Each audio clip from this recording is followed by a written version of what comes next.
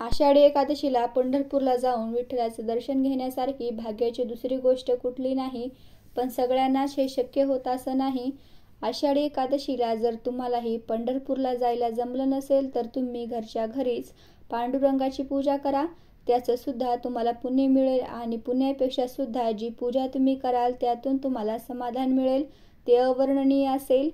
पण मग आषाढी एकादशीला घरच्या घरी पांडुरंगाची पूजा कशी बरं करावी, चला जाणून घेऊया. पण त्याआधी चॅनलला सबस्क्राईब नक्की करा. आषाढ शुक्ल एकादशी ही वर्षभरात येणाऱ्या 24 एकादशीपैकी सगळ्यात महत्त्वाची एकादशी आहे.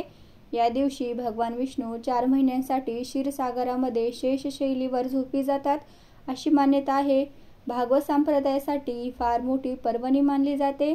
आपल्याकडे महाराष्ट्रात वारकरी मंडळी महिनाभर आधीपासूनच आपल्या लाडक्या विठुरायाला भेटण्यासाठी पंढरपूरकडे निघतात. आषाढी एकादशीच्या दिवशी व्रतकर्त्याने उपवास करायचा असतो. विष्णूच्या अथवा विठ्ठलाच्या मूर्तीची मनोभावे सडेसोपचार पूजाही करायची असते. पांडुरंगाची मूर्ती असल्यास पितांबर नेसवून शुभ वस्त्र अंथरलेल्या शैलेवर त्या मूर्तीला झोपवावं असा विधी आहे. आता बघूया व्रत कसं करायचं. आषाढी एकादशीपासून 4 महिन्यांसाठी आपल्या आवडत्या पदार्थाचं सेवन करणं त्यागलं जातं. काही मंडळी हे 4 महिने परान्न सेवन करत नाहीत, तर काही जण व्रत म्हणून फक्त रात्रीच भोजन करतात. या साऱ्या व्रतांना गोविंद शयन व्रत असं एकच नाव आहे. या एकादशीला पद्म एकादशी असंही नाव आहे. पौराणिक कथेनुसार फार वर्षापूर्वी सूर्यवंशामध्ये राजा मानधाता होऊन गेला. तो अतिशय न्यायी, गुणी आणि प्रजेची काळजी घेणारा होता. सुख समृद्धी पूर्ण अशा त्याच्या राज्यात एकदा 3 वर्ष सातत्याने अतिवृष्टी झाली. परिणामी या दुष्काळाने प्रजा आणि राजा त्रस्त झाले. त्यावेळी राजाने अंगिरस ऋषींना त्यावर उपाय सुचवण्यासाठी विनंती केली.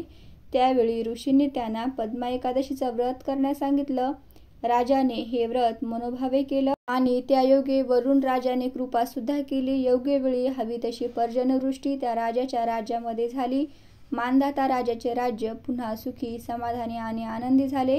मानधाता राजावर जशी कृपादृष्टी झाली तशी आपल्यावरही कृपादृष्टी होऊन पांडुरंगाने आपल्या देशालाच नव्हे तर संपूर्ण जगाला आनंदाने, समाधानाने न्हाऊन टाकावं अशीच प्रार्थना आपण एकादशीला करूया. अशाच माहितीपूर्ण व्हिडिओज पाहण्यासाठी चॅनलला लाईक, शेअर आणि सबस्क्राईब जरूर करा.